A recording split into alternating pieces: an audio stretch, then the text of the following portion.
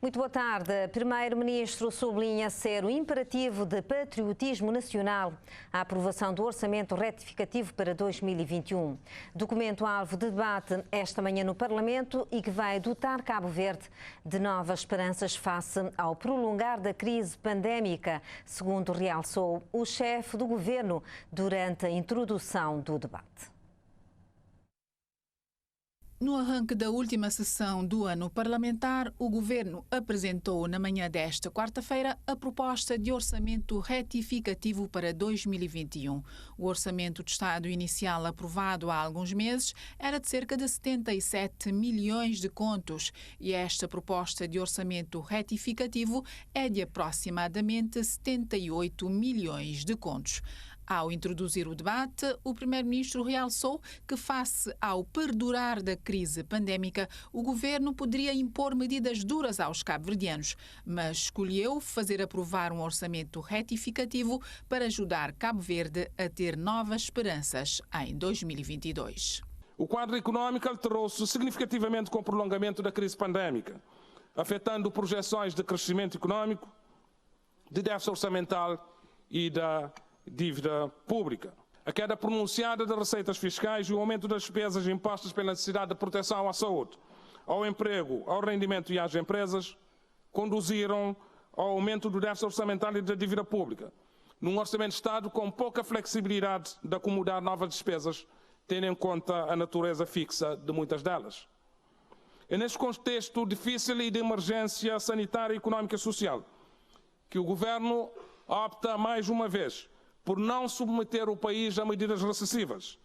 Não aumentamos impostos, não cortamos nos salários e nas pensões, não cortamos nas transferências aos municípios, não cortamos nos benefícios sociais, que, pelo contrário, aumentam em cerca de 1 milhão de contos face ao orçamento inicial de 2021. Cortamos, sim, nas despesas de publicidade e propaganda, deslocações e estadias e aquisição de bens e serviços, totalizando 2,7 milhões de contos. Com o orçamento retificativo, mantém-se os investimentos com impacto local no emprego, no rendimento e na construção civil, continua-se a proteger a saúde dos cabo-verdianos, as empresas e apoiar as famílias mais pobres e a atuar na recuperação da economia, sublinha o chefe do Executivo. Investimos, através deste orçamento retificativo, na recuperação e no relançamento da economia, para que o ano 2022 seja o ano de novas esperanças, para que o país volte a crescer, a criar empregos e a reduzir a pobreza.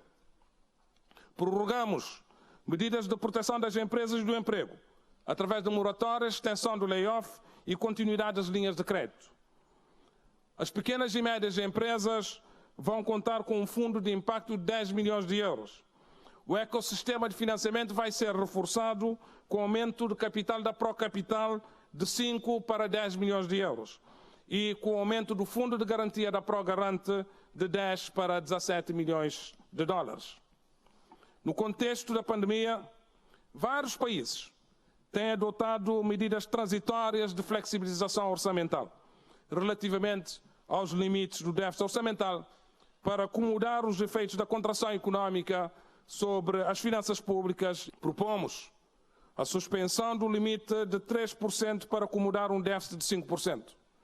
Trata-se de um diferencial de déficit que vai permitir continuar a aplicar as medidas de proteção e a mitigar os efeitos no emprego, nos rendimentos e na pobreza.